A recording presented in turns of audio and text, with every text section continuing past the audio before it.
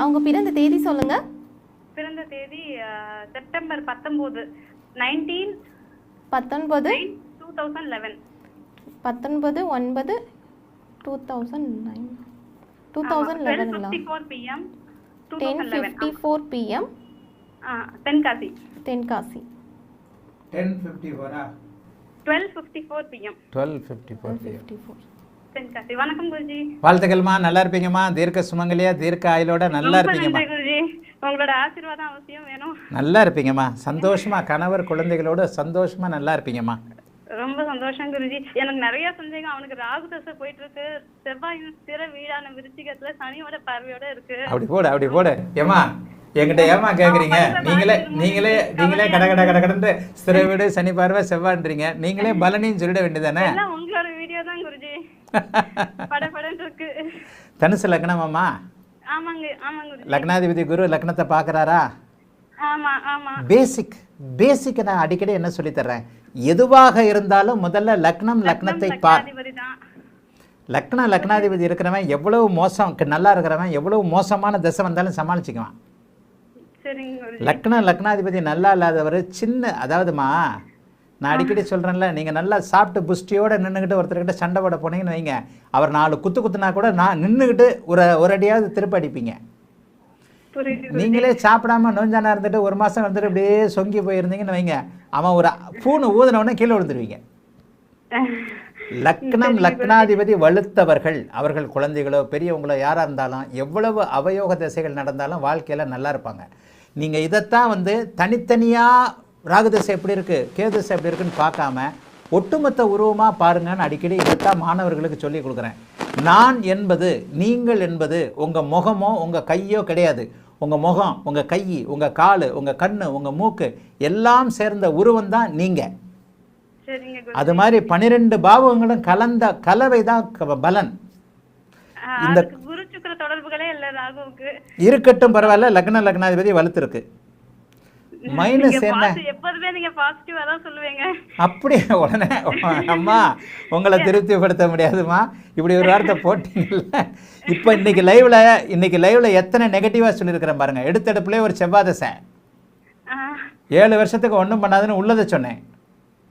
இன்னைக்கு லைவ்ல 2-3 பேருக்கு வெறும் நெகட்டிவ். எனக்கே மனசு கேட்கல. இங்க ஏகப்பட்ட சந்தேகங்கள் குறித்து அங்க சூரியன் சனி சேர்ந்திருக்கு. இங்க டிகிரி வைஸ் தள்ளி இருக்கு. வெயிட் ஓட வேண்டாம், நிதானமாவே சொல்றேன், ஓட வேண்டாம். ராகு தசை நீச்சனுடைய வீட்டில் இருக்கிறது நல்லது அல்ல. அதே ராகு 12ஆம் இடத்துல இருக்கிறது நல்லது. மறைவு ஸ்தானங்களில் ராகு கேதுக்கள் இருக்கிறது நல்லது. அதனால் இந்த பையனுக்கு இன்னொன்று ராகுதசை சிறு வயதில் வருது. சிறு வயதில் வரக்கூடிய ராகுதசை எந்ததையும் நல்லது பண்ணாதுமா, கெடுதல் பண்ணாதுன்றதை வேணால் வச்சுக்கோங்க. அதுக்காக டைவர்ஷன் கொடுக்கும். சிறு வயதில் வரக்கூடிய ராகுதசை என்ன பண்ணோம், 10-12 வயசுலேயே ராகுதசை இப்போ தான் ஒரு வருஷமாக நடக்குது. ஃபோனுக்கு அடிக்ட் ஆவான், கவனம். கேம்ஸ் இப்போவே கையில் ஃபோன் வச்சுருப்பானே, ஃபோனை கொடுத்துருப்பீங்களே. சிரிக்காது, வேதனை, சிரிக்கிறீங்க. ஃபோனை கையில் கொடுக்காதீங்க, ஸ்ட்ரிக்டாக இருங்க. ஃபிசிக்கல் விளையாட்டு பிள்ளைய விளையாட வைங்க. எனக்கு தொந்தரவு, என்ன வேலையை விட பாரு, அந்தாடா ஃபோனை இப்படி வை, இந்த ஃபோனை பார்த்துக்கிட்டு நான் அப்பா அம்மா அதுக்குள்ளே சமைச்சிட்றேன் அப்படின்னு மட்டும் போயிடாதீங்க. ஃபோனை விளையாட விடாமல் ஃபிசிக்கல் விளையாட்டை விளையாட வைங்க. இது பொதுவாக எல்லா பெற்றோர்களுக்கும் நான் சொல்லக்கூடிய ஒரு அறிவுரை. ராகுதசை நடக்கக்கூடிய குழந்தைகள் கேம்ஸில், இல்லீகல் கேம்ஸில், இணையதள கேம்ஸில், செல்ஃபோன் விளையாட்டுக்களில் அடிமையாவாங்க. அவங்க எல்லாத்தையும் எங்கள் காலத்தில் நாங்கள் சின்ன வயசில் புழுதியில் போய் விளாண்டோம். கிராமங்களில் வளர்ந்தவங்க நாங்கள். சாயந்தரம் ஆனால் சட்டையை கழட்டி போட்டுட்டு கபடி கபடின்னு விளையாண்டுக்கிட்டு தெரிஞ்ச காலங்கள்லாம் இப்போ இல்லை. ராகுதசை நடக்கக்கூடிய குழந்தைகளை ஃபிசிக்கல் விளையாட்டில் பெற்றவர்கள் நீங்களே கூட்டு போய் நீங்களும் விளையாடுங்க. அதை விட வேறு என்ன வேலை இருக்கு? சரி, இந்த ஜாதகத்திற்கு அடுத்து நீங்கள் கேட்டது சூரியன் சனி சேர்க்கை. சூரியன் சனி சேர்க்கை இருந்தாலும் அதுக்குள்ள சுக்கிரன் இருக்கிறது. என்னம்மா? இருக்கட்டும்மா, நல்லவன் குடிச்சிருந்தா கூட நல்லவன் தான்மா. நல்லவன் ஏழையா இருந்தாலும் நல்லவன் தானம்மா. நல்லவன் ஏழையாயிட்டானா மோசமானவன் ஆயிடுவானா? அங்கே சுக்கிரன் ஏழையா இருக்கிறார், ஆனாலும் அவர் நல்லவர் தான். சூரியன் சுக்கிரன் இந்த இடத்துல 10 டிகிரிக்குள்ள சூரியன் அஸ்தமனமாகாம சுக்கிரனோடு சேர்ந்து இருப்பது சூரியனை காப்பாற்றக்கூடிய ஒரு அமைப்பு. அதனால சூரியன் சனி சேர்க்கையை பற்றி பெருசாக கவலைப்பட்டுக்க வேண்டாம். ரெண்டாவது சனி திசை வரும்போது இடர்பாடுகள் வருமா அப்படின்னு பார்த்தா சுக்கிரனுடைய இது அமைப்புகள் பாதுகாப்பு. சனி திசை வர்றதுக்கு இன்னும் 35 வருஷம் இருக்குது. இருக்குங்க குருஜி. இருந்தாலும் 35 வருஷம் இருக்குது. 35 வருஷம்னா இப்போ உங்கள் கணவருக்கு 35 வயசு இருக்குமா? ஆமாம் குருஜி. 37 39 39 வயசு. இன்னும் 35 வருஷத்தில் நான் 74 வயசு ஆகிடுமேம்மா. 74 வயசு தானே குருஜி. சனி திசை சூரிய பக்தியில் என்ன வயசு ஆகும்?